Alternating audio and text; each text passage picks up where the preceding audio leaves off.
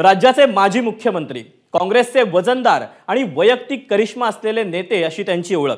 वडिलांकडून राजकीय वारसा लाभलेल्या याच अशोक चव्हाणांना ज्या पक्षाने हात धरून मोठं केलं त्याच काँग्रेसचा हात त्यांनी सोडला। 4 दशकांच्या राजकीय कारकिर्दीत अशोक चव्हाणांनी राजकीय शिखर गाठलं, तसंच काही उतारही अनुभवले। त्यांच्या आतापर्यंतच्या राजकीय कारकिर्दीचा प्रवास नेमका कसा राहिलाय जाणून घेऊया या स्पेशल रिपोर्टमधून। अनेक खेळ खेळलो आहे मान्यच करावं लागेल। अनेक खेळ खेळलो आहे मान्यच करावं लागेल।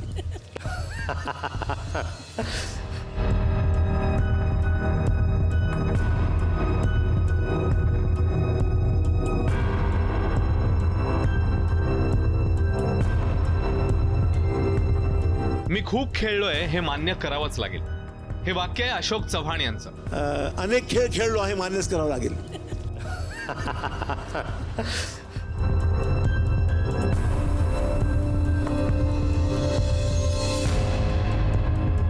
मात्र त्यांनी हे वाक्य स्वतःच्या लहानपणाबद्दल वापरलं असलं तरी त्यांनी आता जो खेळ केलाय तो महाराष्ट्रात राजकीय भूकंप घडवणारा आणि काँग्रेसमध्ये राजकीय भेगा पाडणारा आहे। आज काँग्रेस पक्षाच्या विधानसभेच्या सदस्यत्वाचा आज राजीनामा अध्यक्षांना भेटून दिलेला आहे आणि त्यानंतर मी काँग्रेस वर्किंग कमिटी, काँग्रेसच्या प्राथमिक सदस्यत्व याचा मी राजीनामा आणि विधिमंडळ काँग्रेस पक्षाच्या सदस्यत्वाचा राजीनामा आज मी दिलेला आहे। आणि मी काँग्रेसमध्ये होतो तो पण मी प्रामाणिकपणे पक्षाचं काम केलेलं आहे। मला कुठलाही तक्रार कोणाबद्दलही करायची नाही आणि मी कोणाबद्दल व्यक्तिगत माझ्या मनात कुठल्याही प्रकारची वेगळी भावना नाही। ज्यांच्या 2 पिढ्या काँग्रेसमध्ये गेल्या आणि स्वतः अशोक चव्हाण काँग्रेसच्या सावलीत लहानाचे मोठे झाले, ज्या काँग्रेसने वडील शंकरराव चव्हाण यांनाही आणि अशोक चव्हाण यांनाही मुख्यमंत्री पदाची खुर्ची बहाल केली, त्याच काँग्रेसचा हात अशोक चव्हाणांनी सोडलाय।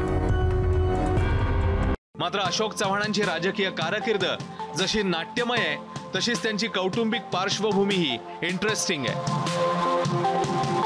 मूळ गाव छत्रपती संभाजीनगरच्या पैठण तालुक्यात, पूर्वज नांदेडमध्ये स्थायिक झाल्यानं पुढील वाटचाल नांदेडमधून। त्यांचा जन्म 28 ऑक्टोबर 1958 ला मुंबईत झाला। शिक्षण BCom, MBA आणि BSc।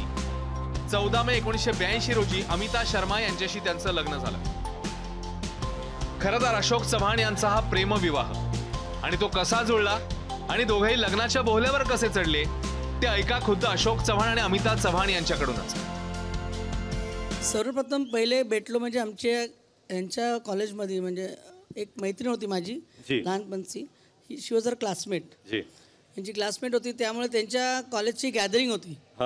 त्यामुळे गॅदरिंगमध्ये मला त्यांनी सांगितलं ये तुम्ही तिथे, आणि मग मला एक सांगितलं की हे बघ ते उभा आहे ना मुलगा, तो चीफ मिनिस्टरचा मुलगा आहे।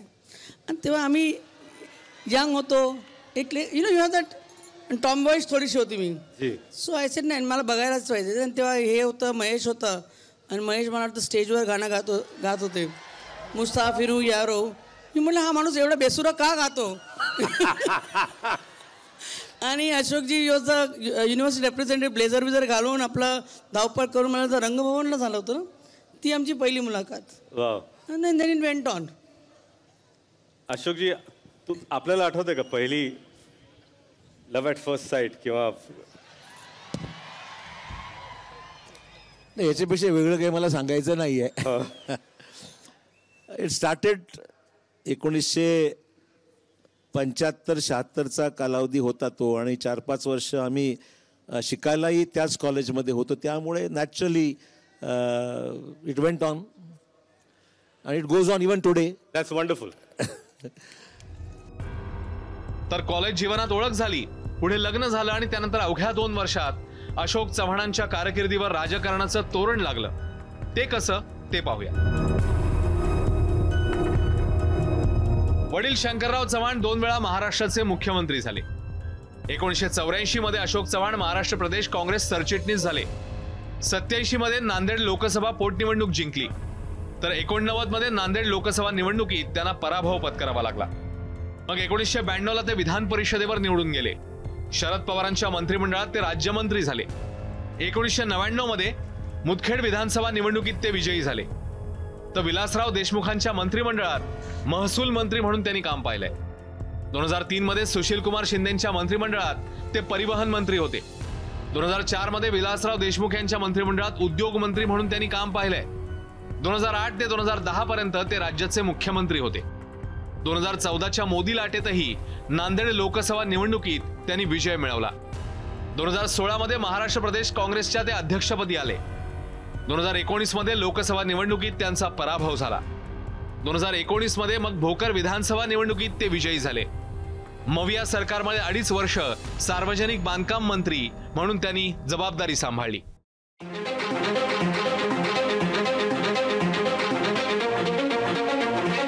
राजकीय आयुष्यातील शिडीची पहिली पायरी अशोक चव्हाण चढले ती होती महाराष्ट्र प्रदेश काँग्रेसचं सरचिटणीसपद. पुढे पुढे अशोकरावांच्या कारकिर्दीची वेल बहरत गेली आणि महाराष्ट्राचं सर्वोच्च पद असलेल्या मुख्यमंत्री पदापर्यंत पोहोचली.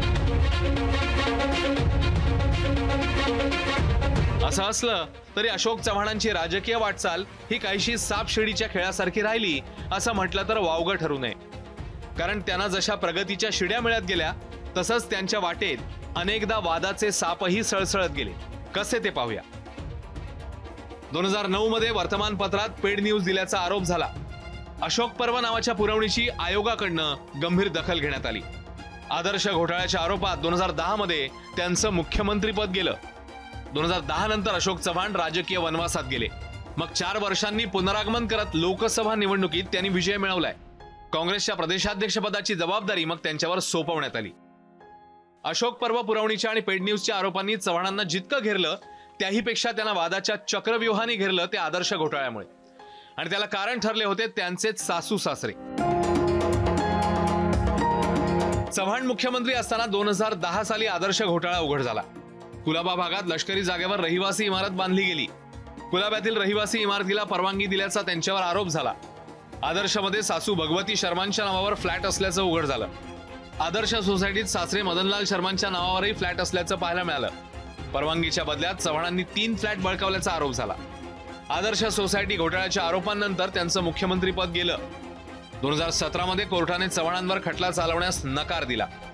तर अशोक चव्हाण यांनी 4 दशकांचं राजकारण काँग्रेसच्या बोटाला धरून केलं. कधी त्या बोटाने आधार दिला तर कधी दिशाही दाखवली आणि अशोक चव्हाण चालत राहिले. आता अशोक चव्हाण यांनी काँग्रेसचं बोट सोडलं असलं तरी एकूणच काँग्रेसच्या हातालाही त्यांनी रामराम ठोकलाय. त्याची कारणं काय, असं का घडलं हे काळाच्या पोटातून बाहेर येईलच. मात्र आता काँग्रेसमधील राजकीय कारकिर्दीच्या 40 वर्षांनंतर वयाच्या 65व्या वर्षी घेतलेला निर्णय अशोक चव्हाण कोणत्या पक्षाचं फुल हाती घेणार हे पाहावं लागेल. ब्युरो रिपोर्ट, एबीपी माझा.